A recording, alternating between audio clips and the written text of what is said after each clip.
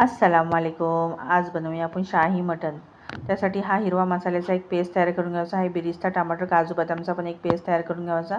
हे खडे गरम मसाले ह्याला थोडा भुजाचा आणि एक पावडर तयार करून घ्यावाची आहे। 700 ग्राम मटनच्या ह्यातल्या मी तो बिरिस्त्याचा पेस्ट, हिरवा मसाला, 1 वाटी दही आणि जो गरम मसाला आपण पिसला ना तो, 2 चमच लाल मिर्च पावडर, पाव चमच हल्दी पावडर, टेस्ट अकॉर्डिंग नमक, 2 चमच धनिया पावडर आणि तेल टाकून बेस मिक्स करून घ्यायचा आणि मॅरिनेट करायचा। जितका मॅरिनेट कराल तितका शाही मटन आपला मस्त बनते, टेस्टी।